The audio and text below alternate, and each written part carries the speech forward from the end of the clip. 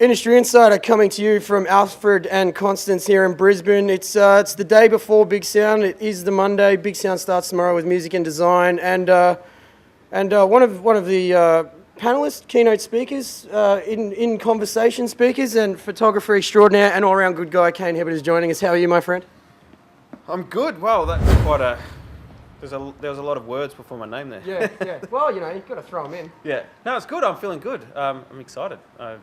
I came to Bigsound as a punter last year, and as soon as I saw my first panel, I'm like, I've got to get in this next year. So I hustled all year, and it paid off. Yeah. Absolutely. You've got what is it? It's the image one, but it's a public image. The new A&R. Yeah. Very similar to what you said. Yeah. I can't remember the name of it either exactly, but it's about the a band's image and things like that in new media. Yeah, new identity. Yeah, and just what catches the eye, which I mean, you'd be perfect for that. So it's actually a really good panel that's got a lot of different people with different backgrounds in different areas, and I think a lot of good discussions can come out of it. So yeah. Well, let's get to this. You know, the most obvious question: what catches your eye? I mean, what will you be talking about when that would be the most obvious question that's going to be thrown at you? I think for a band, and talking about their image, it just has to be an image, and whether it's a subconscious thing or it's something that people go out and create this, really strong image, it has to be there, and it just, you can be lucky and it can sort of happen by itself, but a lot of the times, without even thinking it, it's not happening by itself, and you have to do that. So, I find, for me, photos are it's such an important piece of the puzzle, but it's an afterthought. So people spend, a lot of time honing their craft as a musician, and that's what they do. They play music. But then when it comes to, releasing an album and getting some artwork for it, I think even the artwork gets a little bit more time, and then it's photos. Like, we hate photos, and I know bands play music. They don't, they're not models.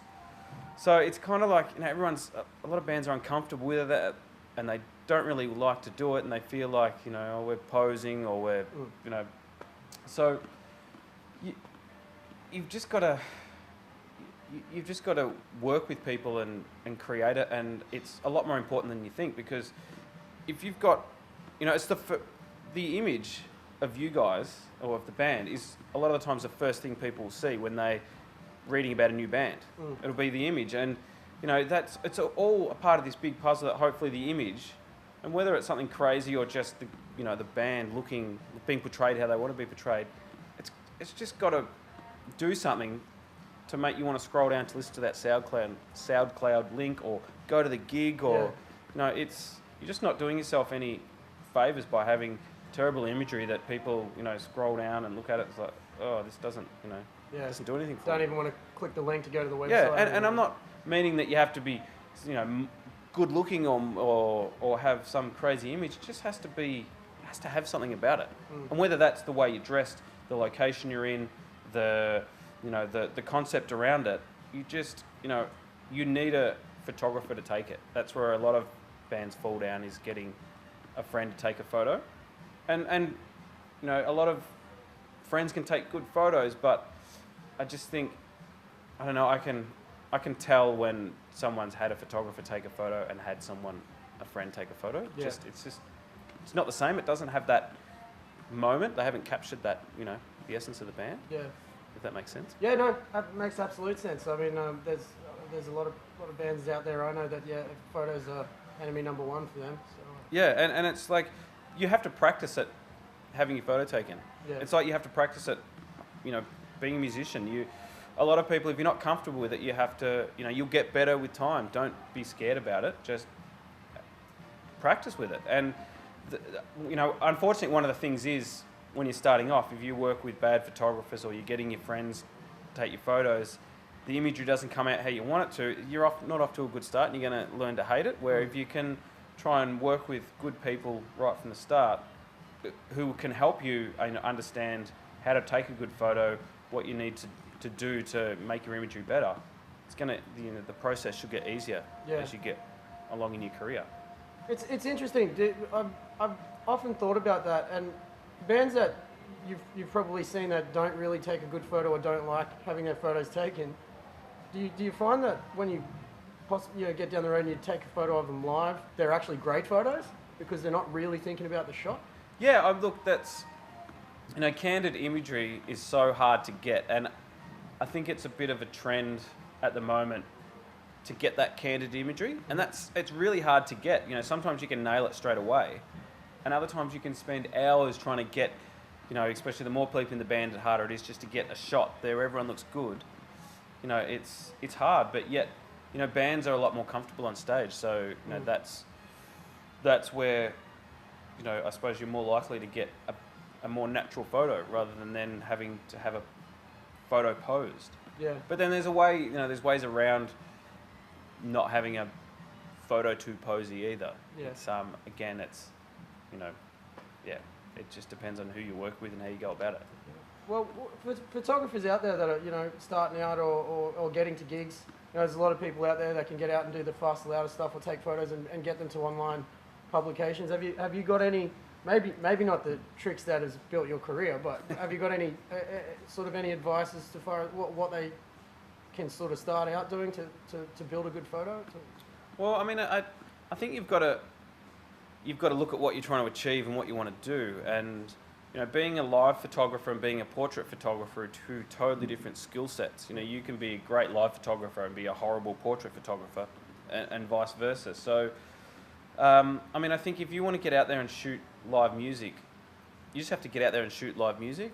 And I think you're better off going to your local gigs and working with local bands in your area and really building a portfolio that way than trying to get on to, go to the bigger festivals and shoot them, because you're going to get the same photos as everyone else. You get 3 songs, first 3 songs, no flash. You don't really build, a great folio that way. You may have big artists, but as amazing imagery, you're probably more likely to get an amazing photo going down the tote on a Sunday afternoon with a new band where you don't have restrictions, you can move around a lot more, you can use flash. And, you're not 10 metres away on a big festival stage. Yeah. And they're the sort of imagery. Some of my favourite photos are ones that I've captured in those small gigs, because you can get up close and the bands are usually crazier and you just get more interesting photos than shooting Pearl Jam at the big day out this year. Yeah. Because you just don't have the access. The best photos aren't going to be shooting down low in a pit up someone's nose. To get a good photo of Pearl Jam this year, you'd have to be on stage, shooting for the whole set to get a good photo. So start local, and that's the way you build up relationships as well. That's the way, shooting a band at the Tote will maybe see that band play at the corner and then play supports and, eventually start building a career. And if you've got the relationship with them, you'll be able to get the access that other photographers won't. Yeah. And then that's how you start, showing people photos that they haven't seen before because they're not from the first 3 songs. Yeah. So it really is a commitment of sorts to build a storyline. I would say in pictures. Yeah. Look, you've just got to pick some bands that you like, or that people, friends that and just start shooting them. And it's a gamble. I started off shooting a lot of bands when I was younger, and they broke up. And it's really hard in today's climate as well to pick a band that's going to have a career that spans more than a couple of albums, and that go on to hopefully greater things. So, but I think that's the gamble as well. You pick a band, and I met someone from Carnival years ago and started shooting them, and they've grown to have a career, and hopefully they'll have a career for another 10 years. And all those photos that I took early on will hopefully one day, be worth something. And I believe I saw on your Kanye Lens Instagram today, you got another front cover with Carnival? Was that we shot last month? Yeah, we did. We shot an Australian guitar cover, so that sort of leads into the portraiture side of things. Yeah. Where I've done a lot for those guys, and as part of that relationship that we built up early on, I shot a few of their live gigs, and then was lucky enough that they asked me to shoot some of their portraits for them, and those things lead to covers, and especially if a band's comfortable working with you, they can suggest who they'd like to work with for particular magazines and things like that, and that always helps out. So it's all about relationships. And still a buzz when you get a cover? Yeah, there's nothing like seeing your work in print. I mean, I took that photo, I was at the airport earlier, and I hadn't seen it yet, and I thought I'll go into the newsagents and see if it's there. And yeah, it's just great. I mean, it'll never get old, seeing, a photo in print. And on a record cover, I've only had a couple of record covers, but I love it. Like it'll never get old. Yeah, absolutely. Now, the other thing that's you're doing at Bigsound, which I think is fantastic, and I mean, it's got to in a way. You are so well respected, and you do really great work, and you've got such a good reputation. But to be the subject of an in conversation at a Bigsound must be pretty damn cool. You got Matt, editor in chief of Rolling Stone. Matt Coit. Matt Coit, yeah. Doing that, that's pretty surreal. That must be. What's that? What do you think that's going to feel like? Have you kind of thought about sitting up there? And I haven't actually, up until you said that. Now I'm starting to go. Oh, shit. No, look, it is an amazing opportunity, and sometimes I start to think. Well, now I'm starting to think, have I got enough shit to talk about that people are actually going to be interested in? I mean, it'll be what it is, and hopefully we can have an interesting conversation. But look, I do shoot a lot of stuff, and I've worked with a lot of different artists, and I mean, hopefully what we've, the bands and the experiences I've had are interesting to people.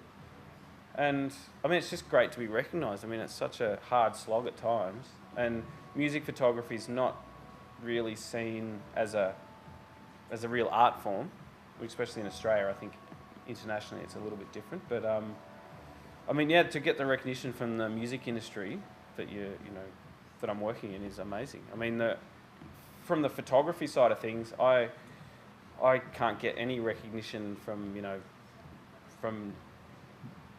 as a photographer in any industry at all, but in the music industry they've sort of embraced what I do, which is great. In the music industry, you can get named by NME as one of the best rock and roll photographers in the world. That's pretty ridiculous too. I mean, well, yeah, I mean, that's I was a bit lucky. I wasn't lucky with that, but it was good timing. Like, my career has been built on a lot of things that have happened at the perfect time, where I've had all these little steps that have allowed me to keep pushing myself and get myself out there, and they all sort of, they're little stepping stones, and then one day you look back and you're like, oh, I'm here now.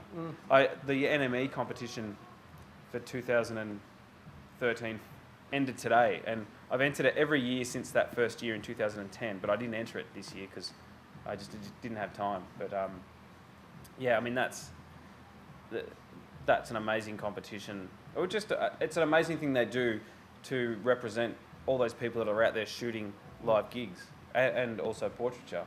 I mean, it's a pretty thankless job for a lot of people. Most of those people you see out there shooting in pits aren't getting paid, and they do it for the love of it. So for a magazine like that to at least give them some sort of avenue to show their work and be represented. It's amazing. Yeah, it's a fantastic thing. It'll be great. I'm really looking forward to seeing that in conversation. That's going to be interesting to see you go through the process. Thank you. Make sure you clap. If it goes silent, clap or cheer. Just The slow clap, or you just want the clap? No, the fast clap. The fast clap. The build up clap. Yeah. Okay. Yeah, absolutely.